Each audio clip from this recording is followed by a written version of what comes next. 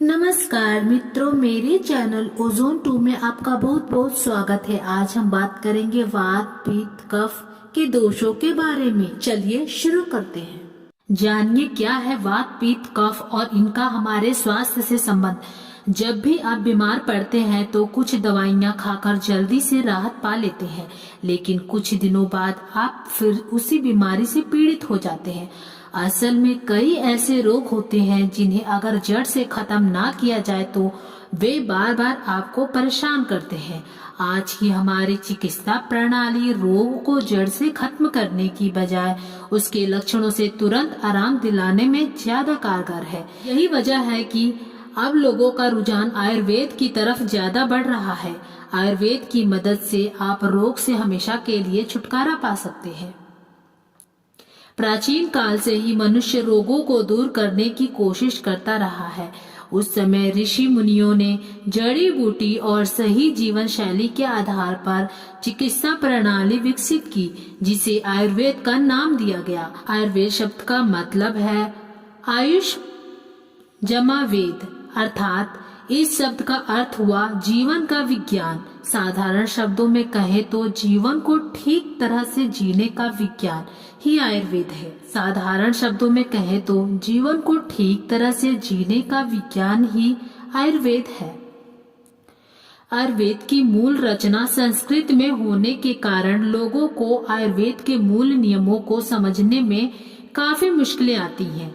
आयुर्वेद पद्धति से जुड़े दोष, गुण, रस और प्रकृति जैसे शब्दों को लोग जानते तो हैं, लेकिन असल में इन शब्दों के सही मायने समझ नहीं पाते। इसलिए हमारा यह प्रयास है कि हम आपको अपने लेखों के जरिए आयुर्वेद के मूल सिद्धांतों को ठीक से समझा सके और इससे जुड़ी संपूर्ण जानकारी उपलब्ध करा सके।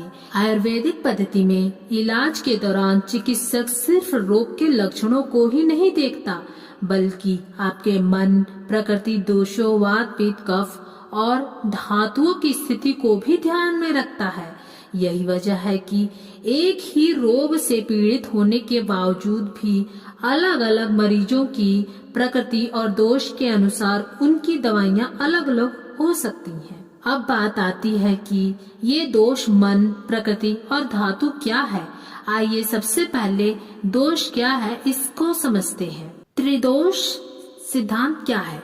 जब इलाज के लिए आप किसी आयुर्वेदिक चिकित्सा के पास जाते हैं तो वे कहते हैं कि आपके शरीर में वात बढ़ गया है या पित्त के बढ़ जाने के कारण आपको यह समस्या हो रही है। लेकिन क्या कभी आपने सोचा है कि ये वात, पित्त, कफ क्या है और इसके बढ़ जाने से शरीर को क्या नुकसान है।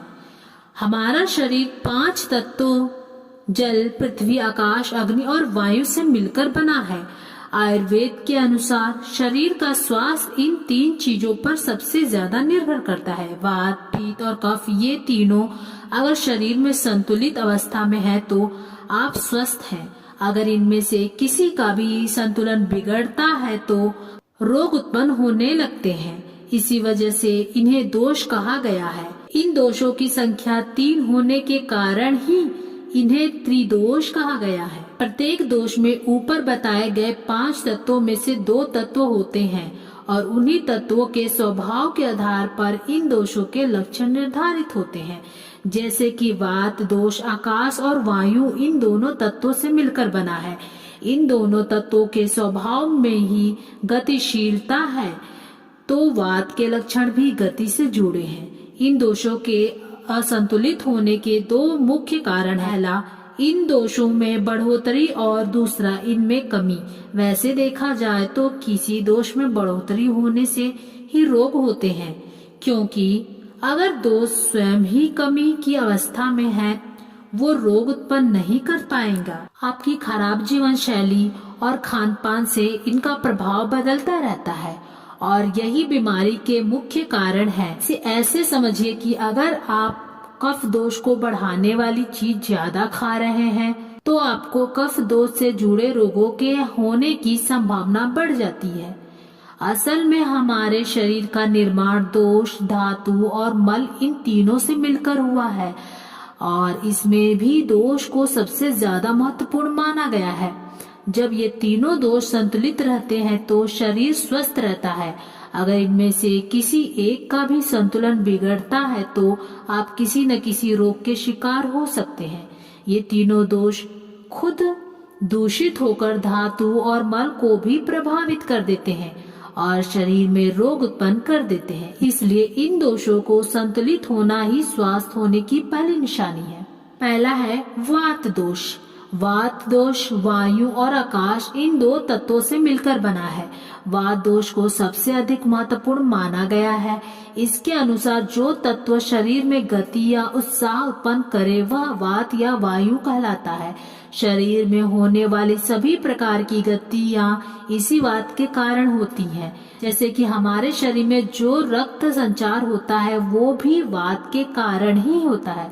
वात की वजह से ही शरीर की सभी धातुएं अपना अपना काम करती हैं। शरीर के अंदर मौजूद जितने भी खाली स्थान है वहाँ यह वायु पाई जाती है। शरीर के किसी एक अंग का दूसरे अंग के साथ जो संपर्क है वो भी वात के कारण ही संभव है। वात इतना प्रभावशाली है कि यह अन्य दोषों को एक स्थान से दूसरे स्थान तक पहुंचा देता है। इसके कारण अगर उस जगह पर पहले से ही कोई दोष मौजूद है तो वो और बढ़ जाते हैं। हमारे शरीर के अंदर होने वाली कोई भी गतिविधि जिसमें गतिशील या मूवमेंट है वो वात की वजह से है। जैसे कि शरीर से पसीना या मल मूत्र निकलने की प्रक्रिया भी वात के कारण ही होती है। इस प्रकार देखें तो वायु के अनुसार शरीर में सभी प्रकार के रोग का मूल कारण वात ही है। जिस व्यक्ति के शरीर में वात दोष ज्यादा होता है वो वात प्रकृति वाला कहलाता है। वात का शरीर में स्थान। वात का शरीर में मुख्य स्थान कोलन या पेट माना जाता है। इसके अलावा नाभि से नीचे का भाग, छोटी व बड़ी आंतें, कमर, जांग, टांग और हड्डियां भी वात के निवास स्थान है। वात का आपके शरीर और स्वास्थ्य पर प्रभाव। वात रूखा और शीतल, लघु, सूक्ष्म और चिपचिपाहट से रहित होता है। रूखापन आदि वात के स्वाभाविक गुण हैं। वात के संतुलन होने से शरीर में रक्त का और मल मूत्र का प्रवाह ठीक तरह से होता है। वात प्रकृति वाले लोगों में निम्न लक्षण पाए जाते हैं, जैसे कि शरीर में रूखापन, दुबलापन, धीमी और भारी आवाज और नींद की कमी। इसके अलावा आंखों, भौं, ठोड़ी के जोड़ों, होठों, जीभ, सिर, हाथों व टांगों में अस्थिरता भी वात के मुख्य लक्षण है।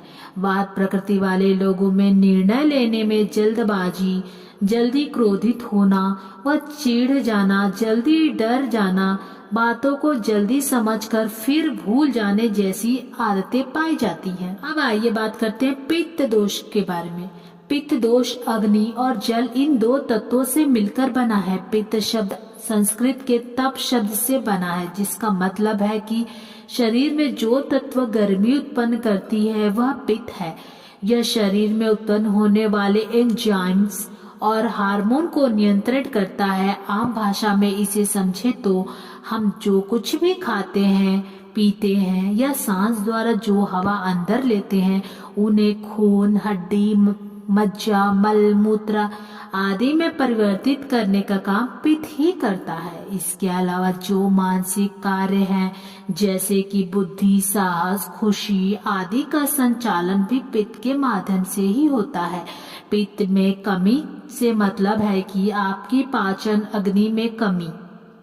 अगर शरीर में पित्त दोष ठीक अवस्था में नहीं है तो इसका सीधा मतलब है कि आपके पाचन तंत्र में गड़बड़ है। ऐसे लोगों को कब्ज से जुड़ी समस्या ज्यादा होती है। जिस व्यक्ति के शरीर में पित्त दोष ज्यादा होता है वो पित्त प्रकृति वाला कहलाता है। पित्त का शरीर में स्थान। पित्त शरीर में कहाँ पाया जाता है? शरीर में पित्त का मुख्य स्थान पेट और छोटी आंत है। इसके अलावा छाती व नाभि का मध्य भाग, पसीना, लिंग, पाचन तंत्र व मूत्र स्थान भी पित्त के निवास स्थान है। पित्त का आपके शरीर और स्वास्थ्य पर प्रभाव। वात की ही तरह पित्त दोष का भी शरीर के स्वास्थ्य और स्वभाव पर प्रभाव पड़ता है। पित्त का मुख्य गुण अग्नि है। पित्त के संतुलित होने से पेट और आंत से जुड़ी सारी गतिविधियां ठीक तरह से होती हैं। गर्मी ना बर्दाश्त कर पाना, शरीर का कोमल और स्वच्छ होना, त्वचा पर भूरे धब्बे वालों का जल्दी सफेद होना आदि पित्त के लक्षण है। इसका एक गुण तरल भी है, जिसकी वजह से मांसपेशियों और हड्डियों के जोड़ों में ढीलापन, पसीना, मल और मूत्र का अधिक मात्रा में बाहर निकलने जैसे लक्षण आते हैं। शरीर के अंगों से तेज बदबू, कच्चे मांस जैसी गंध आने भी पित्त के कारण ही होता है। तीसरा है कफ दोष। कफ दोष पृथ्वी और जल इन दोनों तत्वों से मिलकर बना है। दोषों के महत्व और क्रम के अनुसार कफ तीसरे स्थान पर आता है। कफ दोष शरीर के सभी अंगों का पोषण करता है और बाकी दोनों दोषों वात और पित्त को भी नियमित करता है। हमारी मानसिक और शारीरिक काम करने की क्षमता, रोग प्रतिरोधक क्षमता, काम शक्ति, धैर्य क्षमता और ज्ञान आदि कफ के गुण हैं। कफ में मौजूद तमो भाव ही नींद का मुख्य कारण है। शरीर में अगर कफ की मात्रा कमी आती है तो बाकी दोनों दोष अपने आप ही बढ़ने लगते हैं। कफ भारी, मुलायम, मधुर, स्थिर और चिपचिपा होता है। यही इसके स्वाभाविक गुण है। जिस व्यक्ति के शरीर में कफ दोष ज्यादा होता है वो कफ प्रकृति वाला कहलाता है। कफ का शरीर में स्थान। हमारे शरीर में कफ का मुख्य स्थान पेट और छाती है। इसके अलावा गले का ऊपरी भाग, कंठ, सिर, गर्दन, हड्डी के जोड़े, पेट का ऊपरी हिस्सा और वसा भी कफ के निवास स्थान है।